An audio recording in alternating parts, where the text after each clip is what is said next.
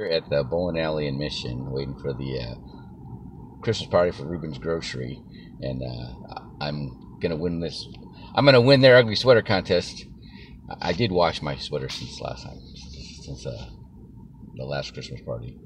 The I was thinking about Pastor John's message today, and he was really feeding into me. He was talking about taking your time on focusing on God and on your gifts, and I did the survey, and my gifts are teaching and service, and even though I work out all the time, and for my age, I ran 12 miles last night. I'm working out is not a big deal for me. It's natural for me, but it's not where I'm calling to be a fitness trainer, right? The health and wealth community with Transamerica, I like because I can tie in the financial services with the fitness. And it's really interesting when I went to STC for mathematics to major in mathematics to be a math teacher, because I got a soft spot for those boys who were like me in school, that active in sports and but they didn't do too well with the high level math. But I'm not afraid of math. I did really well as an electronics technician in the Navy, and as a Navy SEAL, and in sniper school, and learning diving physics, and doing wind drift calculations as a free fall jump master. So I'm not afraid of math. All right, I just made the mistake of maybe I was a little overconfident. I took college algebra online, which I wouldn't recommend unless you're coming right out of high school and you're really good at it. And I took the class again, tried to get my grade up, but I was going through a divorce, got a little distracted. But I took contemporary mathematics, which is all statistics and reasoning. And I didn't even know that I knew anything about statistics and reasoning until I started doing it. And the formulas were all the same as it was, figuring wind drift calculations or debt to income ratio, and in the mortgage business. And so I got to thinking about the average income in the Rio Grande Valley. It's like $43,000 a year, but there are some rich people in the Rio Grande Valley which skew those numbers. So the median, where the majority are, is about $31,000 a year.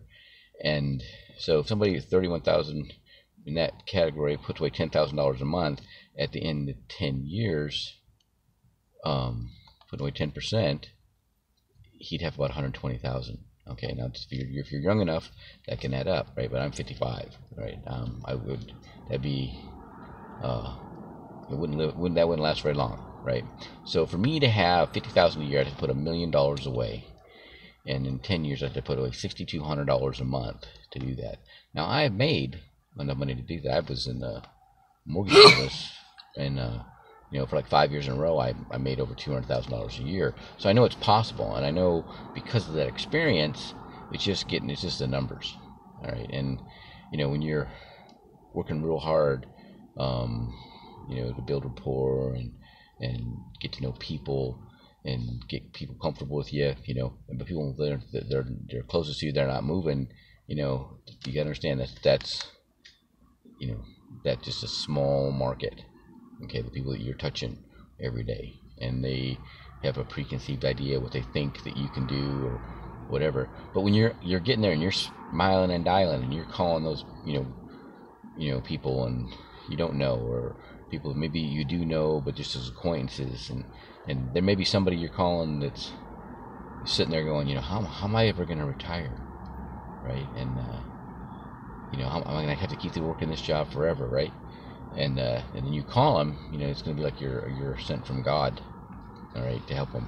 Because if I don't call them, if I don't talk to them, who's going to talk to them, right? And then also, when you're not getting anywhere with the people that are closest to you, or the people that you first talk to, you ask for that person that that may be your ideal client, okay?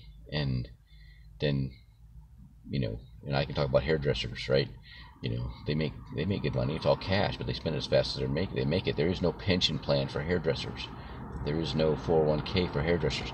So they have to save for themselves. If they do not, they will stand behind the chair the rest of their life.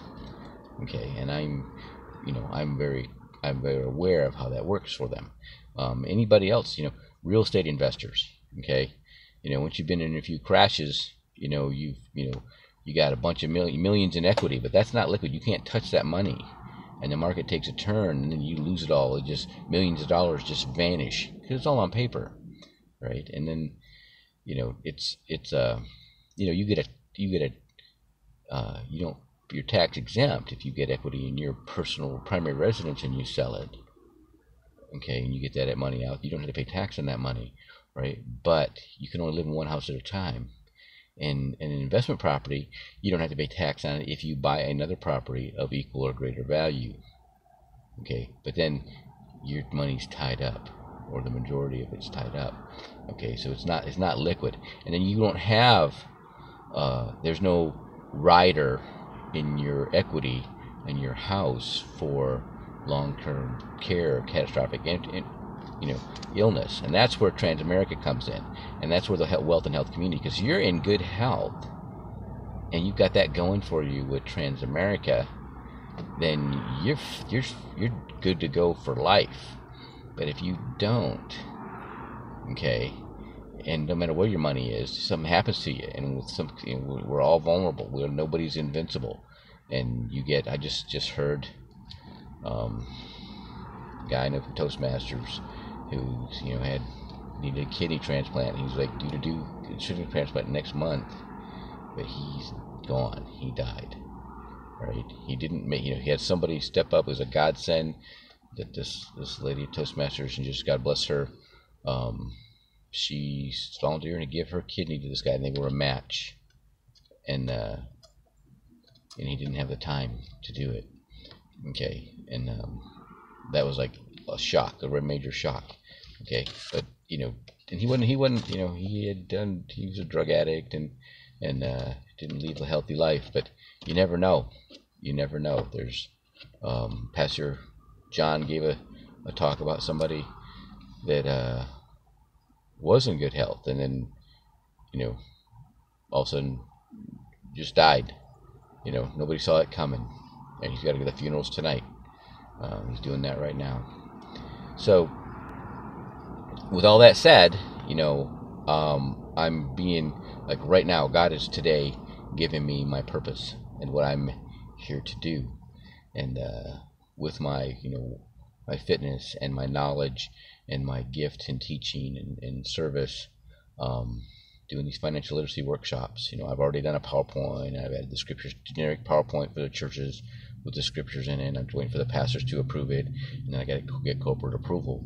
But I'm going to be stepping it in my niche and in my gifts. And I really thank Pastor John for giving me that message.